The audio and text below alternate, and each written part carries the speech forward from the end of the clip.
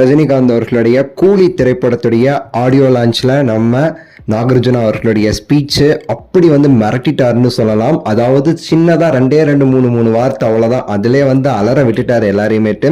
செம்மையா சொன்னாருங்க ஒரு சில விஷயங்களை. அதான் நம்ம ஷார்ட் அண்ட் ஸ்வீட்டா பேச போறோம். அதாவது ஒண்ணுதாங்க, அவர் ஒரே ஒரு வார்த்தை சொன்னாரு, இந்த கூலிங்கிறது 100 பாட்சாக்கு சமம் அப்படின்னு சொன்னாரு. அப்ப அந்த பாட்சா எந்த அளவுக்கு ஒரு பெரிய படமா இருந்திருக்கு பாருங்க. நம்ம எல்லாருக்குமே தெரியும் எவ்வளவு பெரிய இண்டஸ்ட்ரி கிட்டுன்னு சொல்லிட்டு. அந்த 100 பாட்சா, அதான் அப்ப ரிலீஸ் ஆன பாட்சா இப்ப வரைக்கும் பேசப்படுது. இந்த கூலி 100 பாட்சானா நீங்க நினைச்சு பாருங்க எப்படி அதை எடுத்திருக்கிறாரு லோகேஷ் அவர்கள் அப்படின்னு சொல்லிட்டு. லோகேஷ் அவர்கள் ரொம்பவே சரி புகழ்ந்து பேசினாரு. நம்ம தலைவர் பத்தி பேசும்போது அவர் சொன்ன விஷயம் என்ன தெரியுமா, இங்க இந்தியன் சினிமால ரஜினிகாந்த் அவர்கள் தான் ஒரு ஒரிஜினல் சூப்பர் ஸ்டார். அதாவது இந்தியன் சினிமாக்கு அவர் தான் ஒரிஜினல் சூப்பர் ஸ்டார். 50 வருஷமா அவர் தான் சூப்பர் ஸ்டாரா இருக்காரு இந்த இந்திய சினிமால. சோ அவர் தான் இந்த இந்திய சினிமாக்கு ஒரு பில்லர் அப்படின்னு சொல்லிட்டு ஒரு வார்த்தையை சொன்னாரு.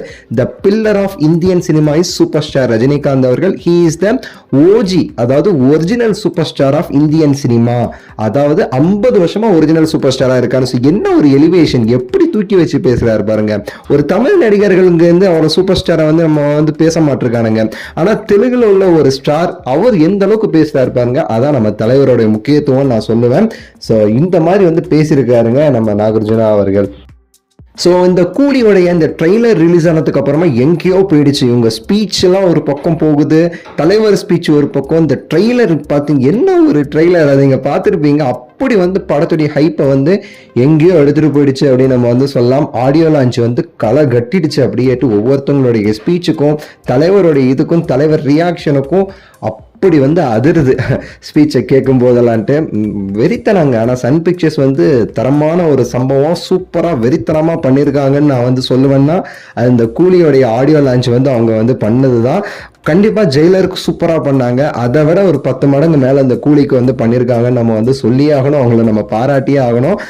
லோகேஷ் கனகராஜுமே சரி, இந்த ட்ரெய்லர்லாம் பார்க்கும்போது மிரட்டி வச்சிருக்கிறாரு.